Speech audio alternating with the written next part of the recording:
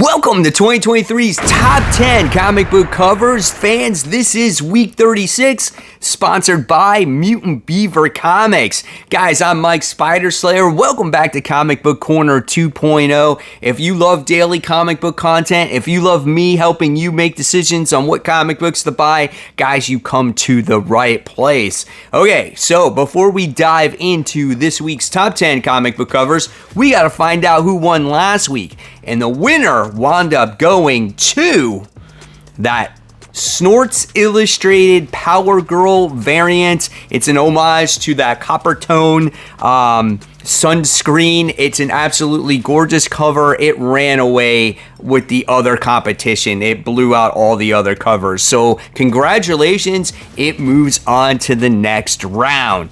So here we go, guys, kicking off this week's countdown with number 10, and it goes to X-Men issue 26, the Ariel Diaz variant B. Ariel Diaz's artwork is absolutely gorgeous every time she releases a cover. This time we have Emma Frost on here, the White Queen herself, as she's in her sexy pose with her little cloak on here, and you get to see obviously the white background. She's got this little smirk on her face. She's got heavy eyeshadow on her as well. It's just, you don't want to mess with Emma Frost, right? But I love the detail that she puts into her characters. So if you want to see this one win, make sure you vote in the comment section below. Remember, guys, no more than one vote per person, and if you want your vote to count, you gotta be descriptive. You can't actually just thumbs up someone else's vote and expect it to count. And if you don't like any of the other top 10 comic book covers I provide here for you today, remember, you can always write in your own. It could start to trend and overtake the other top 10. There was quite a few write-ins last week. Moving on to number 9, we have Poison Ivy issue 14, cover C, done by Otto Schmidt. This is the cardstock variant cover. This is a gorgeous cover with Poison Ivy in her, like, mostly plant form. But what I like about this is like a painted airbrush style of art. I'm not very artistic in describing what art is, but it just looks really nice. And I think what attracted me to this cover was the red hair and the white non-pupilled eyes. I thought that was awesome. The colors in the background really go well with this cover. Absolutely gorgeous, and it's been a while since I put a Poison Ivy cover on here. Coming in at number 8, we have Fire and Ice, Welcome to Smallville, issue 1, cover B, done by David Nakayama. He's become real famous for these covers at this point, where we got this negative space in the background. They are absolutely gorgeous, and the way these characters are both drawn are beautiful as well. You gotta love the mix of green and blue and white in this cover. I love the characters' eyes as they're bright and they're vibrant. Really captures the reader's attention, and that's very important, I feel, in comics. When you see a character's emotion, it makes you feel the same way, right? Absolutely gorgeous cover here. Coming in at number 7, this one's creepy. We have Immortal X-Men. This is issue 15. Here is the Mark Brooks main cover. So here we have Wolverine, whatever's going on with him, right? And he's coming at you with those claws, and you get to see the point of view, whoever that person is. It could be you or me, and he's raging at you, man, with some deformities going on there. It's awesome. I absolutely loved it. I laughed out loud when I saw it. I'm like, dude, Wolverine, stay away. Coming in at number 6, we have Birds of Prey. This is cover F, the 1 in 25 Bradshaw cardstock variant. This is an awesome cover because this reminds you of almost like how comic book covers used to be before they were all pinup covers. This is a more traditional, like I would want to say, like what, 80s, late 80s, early 90s comic book cover from DC, and it just says Breaking Hearts and Faces Monthly. Number 1, Birds of Prey. That's freaking awesome. And then you got Black Canary on there kicking Harley Quinn in the face.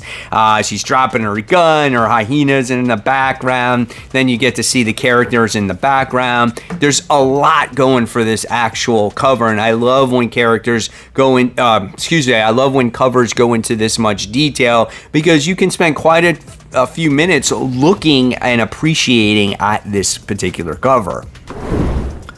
Coming in at number 5, this is another nice one. Here we go. Silk issue 5, the Dave Johnson main cover. Now, I'm a zombie guy, and this cover would really pique my interest, right? This is something that reminds me from The Walking Dead. And it says Silk's worst nightmare comes true, and she's running from a bunch of zombies, but look at the terror on her face. So it goes back to when I was talking about Fire and Ice, how the characters' facial expressions really go a long way in a comic book, and she's running from those zombies. I love the actual trade dress here where it says Cindy Moon Silk.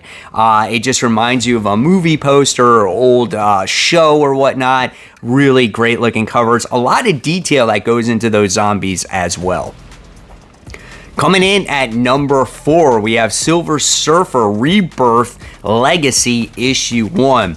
There's not a lot that goes into this cover, and however, I just love how it has this, like, I don't know, it has like this old school feel for me when you look at Silver Surfer. He's just basically riding on his board at like cosmic speed there. You gotta love that trade dress. Love the non-expressionless face on him. He's just like all seriousness, and you gotta love the muscle definition on the character as well. It looks awesome, man, and I love how like shiny he is, and like I said, he's going so fast. It's like you get to see the blurs on him. It's just a great looking cover, and sometimes when done right, Silver Surfer covers can be absolutely top notch.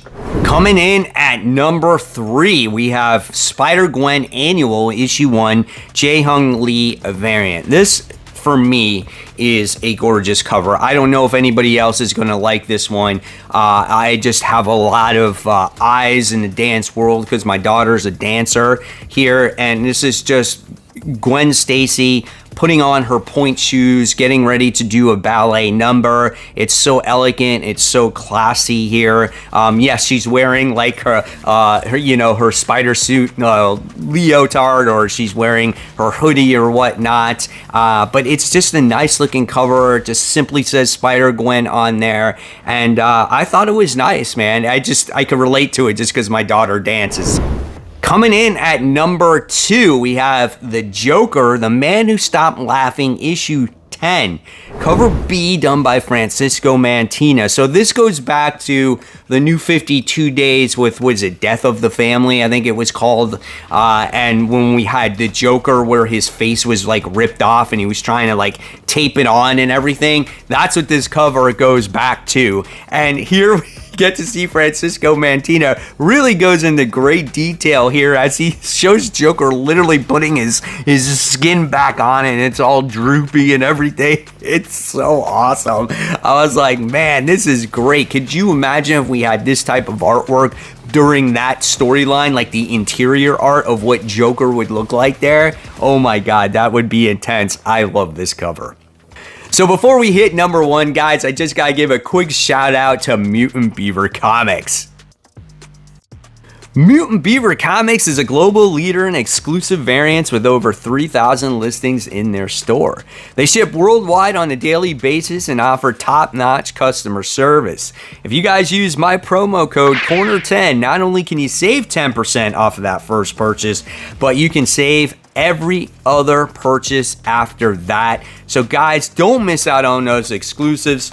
Check out mutantbeavercomics.com. So what is my number 1 comic book cover of the week? Well, it goes to yours truly, The Amazing Spider-Man issue 33, the 1 in 25 Gleason variant. This is awesome as Spider-Man is wearing that black suit and he's like Kraven the Hunter hunting Kraven because recently he just acquired the sins of Norman Osborn and he's going all out. You can see the anger in Spider-Man, just the way he's destroying that gun. He's like tearing it in half, and he's on the hunt. He's on the, which looks like a gravestone with a cross on top of it. You got the lightning in the background. I mean, he is freaking ripped as well. Like, he's going all out, dude. I saw this cover, I'm like, this is great. If somehow I can own this cover when it comes out in the comic book shop, I want to get this one. So if it's your favorite, let's make sure you vote.